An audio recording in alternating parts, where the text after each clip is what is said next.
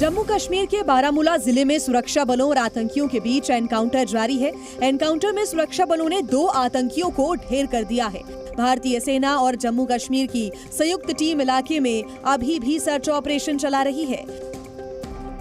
Jammu Kashmir police की ओर से बताया गया था कि भारतीय सेना और बारामूला पुलिस की उरी हथलंगा इलाके में आतंकियों के साथ मुठभेड़ शुरू हो गई है। यहां सुरक्षा बलों ने 2 से 3 आतंकियों को घेर लिया था, जिसमें 2 आतंकी मार गिराए गए हैं। साथ ही सर्च ऑपरेशन अब भी जारी है।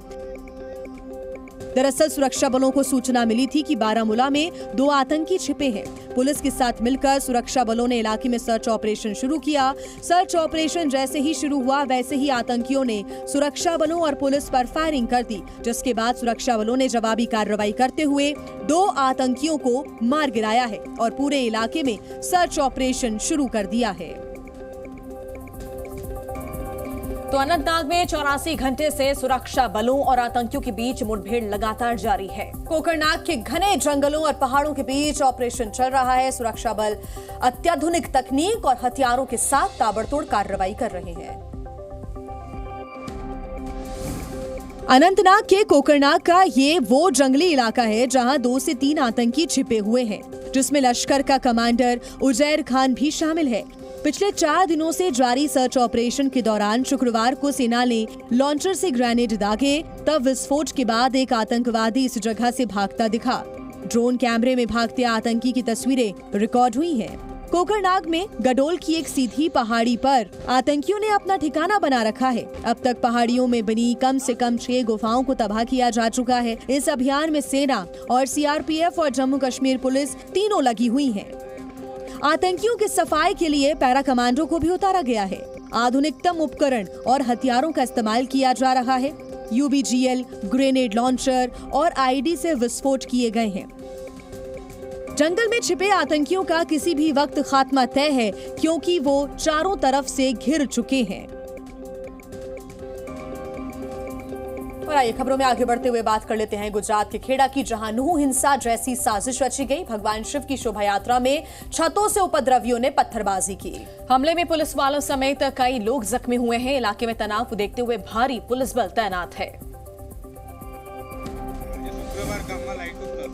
गुजरात के खेड़ा गांव में 2 समुदायों के बीच में पथराव शुरू हुआ। दरअसल यहां पर शिवजी की सवारी निकालने के दौरान पथराव हुआ, जिसके बाद यहां पर विवाद काफी बढ़ गया। हालात काबू करने के लिए खेड़ा एसपी, गढ़िया के डीएसपी समेत कई अधिकारी मौके पर आए।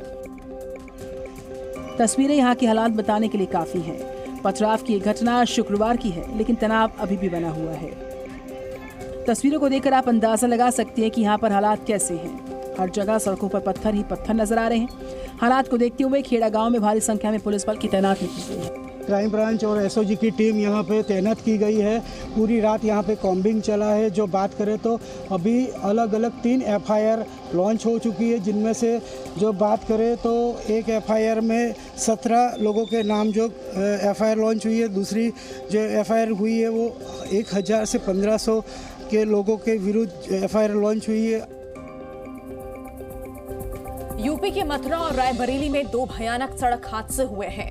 मथुरा हादसे में 3 लोगों की मौके पर ही मौत हो गई, तो वहीं रायबरेली में एक ही परिवार के 3 लोगों की मौत की खबर है। उत्तर प्रदेश में अलग अलग 2 सड़क हादसों में 7 लोगों की दर्दनाक मौत हो गई।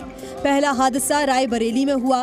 इस एक्सीडेंट में एक ही परिवार के 3 लोगों की मौके पर ही मौत हो गई, जबकि 2 मासूम बच्चे गंभीर रूप से घायल हो गए। जानकारी के मुताबिक ये सड़क हादसा खीरों थाना क्षेत्र इलाके में हुआ। कसौली गांव के पास सड़क किनारे खड़े ट्रक में ऑल्टो कार टकरा गई। हादसा इतना जबरदस्त था कि घंटों की मशक्कत के बाद कार तोड़कर घायलों को बाहर निकाला गया। वहीं दूसरा हादसा मथुरा में हुआ। यहां ट्रक ने कार में जोरदार टक्कर मार दी। हादसा इतना भयानक था कि कार सवार 3 लोगों की मौके पर ही मौत हो गई। इस हादसे में 2 लोग घायल हैं। दर्दनाक हादसे में कार के परखच्चे उड़ गए। ट्रक ड्राइवर की हादसे में मौत हो गई। 5 लोग थे जो शनिदेव पे जा रहे थे परिक्रमा देने। एक अज्ञात वाहन से उनका टक्कर हुआ, जिसमें 3 व्यक्तियों की तो मौके पे मृत्यु हो गई। 2 घायल हैं, जिन्हें अस्पताल भेजा गया है। मध्य प्रदेश में दर्दनाक हादसे की तस्वीरें सामने आई है। उज्जैन में तेज रफ्तार बस पलट गई जिसमें 3 लोगों की मौत हो गई है। वहीं दमोह में कार ने बाइक सवार को टक्कर मार दी और हादसे में बाइक सवार 2 लोगों की मौत हो गई।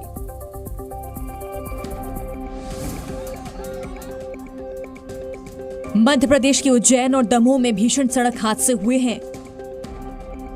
ये तस्वीर है उज्जैन के फरनाखेड़ी इलाके की, जहां बस हादसे से अफरा तफरी मच गई। इस हादसे में 3 लोगों की मौत हुई जबकि 8 लोग घायल हैं। हादसे की खबर मिलने के बाद पुलिस अधिकारियों ने मौके पर पहुंचकर रेस्क्यू चलाया। घायलों को स्थानीय अस्पताल में भर्ती कराया गया है। हादसे की वजह तेज बारिश और सड़क पर अंधेरा बताया जा रहा है, जिससे बस अनियंत्रित होकर पलट गई। वहीं दमोह में स्कॉर्पियो चालक ने बाइक सवार को टक्कर मार दी। हादसे में बाइक सवार 2 लोगों की मौत हो गई। दर्दनाक हादसा टेढ़ी नीम चौराहे के पास हुआ, जहां स्कॉर्पियो चालक टक्कर मारकर वहां से फरार हो गया। फिलहाल पुलिस ने स्कॉर्पियो गाड़ी और ड्राइवर को हिरासत में ले लिया है। आरोपीगण इसको वहां कुछ भाग गए तो पुलिस संरक्षण दी गई है। आगे वैधानिक कार्रवाई की जाएगी।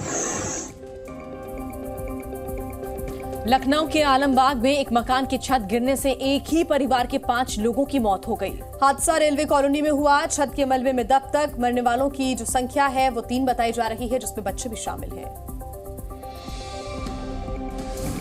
यूपी की राजधानी लखनऊ में एक बड़ा हादसा हो गया। आलमबाग के आनंद नगर इलाके में एक पुराना मकान गिर गया, जिसमें 5 लोगों की मौत हो गई। मरने वालों में बच्चे भी शामिल हैं। बताया जा रहा है कि सभी मृतक एक ही परिवार के हैं। हादसे की सूचना मिलते ही तत्काल मौके पर पुलिस की एक टीम पहुंची। वहीं बचाव टीम मलबे में दबे अन्य लोगों को निकालने में जुटी है। छत गिरने की सूचना प्राप्त हुई थी। मौके पर तत्काल पुलिस और सारी जो बचाव राहत कार्य के लिए संबंधित SDRF NDRF की टीम ये सब भी आ गए थे। जो अब तक सूचना मिली है कि जो छत है बिल्कुल ऊपर की वो सर्कुलर शेप में अंदर बैठ गई है।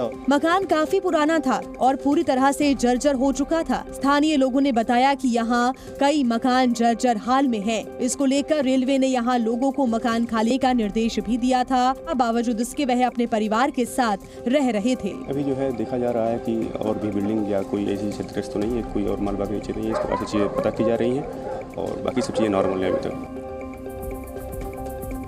बात एक और हादसे की। उत्तर प्रदेश के ग्रेटर नोएडा लिफ्ट हादसे में मृतकों की संख्या बढ़कर अब 8 हो गई है। घटना में घायल मजदूरों में जो 4 लोग थे, उन्होंने भी आज दम तोड़ दिया है। ग्रेटर नोएडा की आम्रपाली हाउसिंग सोसाइटी के लिफ्ट में हुए हादसे में मरने वालों की संख्या 8 हो गई। कल 4 मजदूरों की मौके पर मौत हो गई थी। आज 4 लोगों ने अस्पताल में दम तोड़ दिया। इसी हादसे में घायल हुए 2 लोगों का इलाज चल रहा है। आपको बता दें कि ग्रेटर नोएडा वेस्ट की इस हाउसिंग सोसाइटी की निर्माणाधीन इमारत में लिफ्ट अचानक भरभरा कर नीचे गिर गई थी। शुक्रवार को यह हादसा उस वक्त हुआ जब सुबह ये लोग लिफ्ट के जरिए ऊपर जा रहे थे, लेकिन अचानक रास्ते में लिफ्ट टूट गई थी। तो वहीं महाराष्ट्र की डोंबिवली में 3 मंजिला इमारत अचानक ढह गई। हादसे में एक शख्स की दर्दनाक मौत हो गई। सूचना पर पहुंची रेस्क्यू टीम ने राहत एवं बचाव कार्य शुरू किया और 3 लोगों को बचाया। बताया जा रहा है कि ये इमारत पूरी तरह से जर्जर हो चुकी थी। साथ ही अधिकारी उसे अयोग्य घोषित कर चुके थे।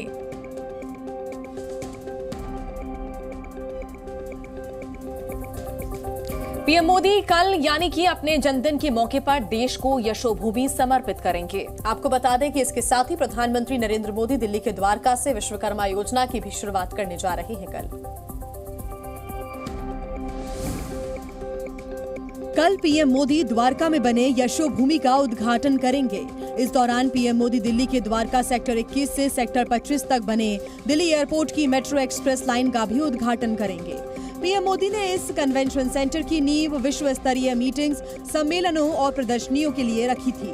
ये कन्वेंशन सेंटर 73,000 स्क्वायर मीटर में बना है।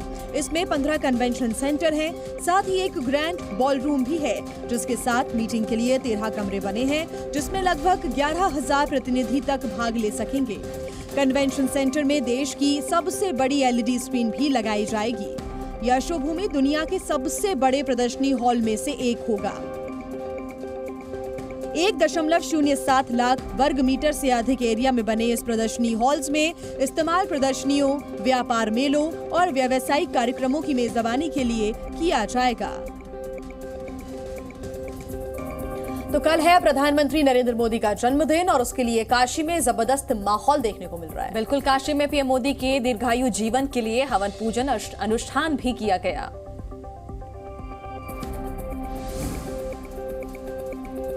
प्रधानमंत्री नरेंद्र मोदी के जन्म दिवस के एक दिन पहले ही काशी में उत्साह का माहौल देखने को मिल रहा है। वाराणसी के दक्षिणेश्वर काली मंदिर पर बीजेपी कार्यकर्ताओं ने विधि विधान से पूजा कर उनके दीर्घायु जीवन के लिए कामना की गई। इस अवसर पर पूजन के बाद 56 प्रकार का भोग लगाया गया। पीएम मोदी की बर्थडे पर काशी में कई कार्यक्रमों का आयोजन किया गया है। 17 सितंबर से 2 अक्टूबर तक पीएम के बर्थडे के कार्यक्रम रखे गए हैं।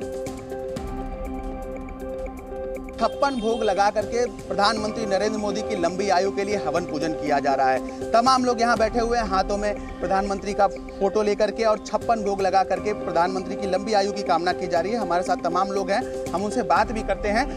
सर, किस तरीके का हवन पूजन करा रहे हैं और क्यों?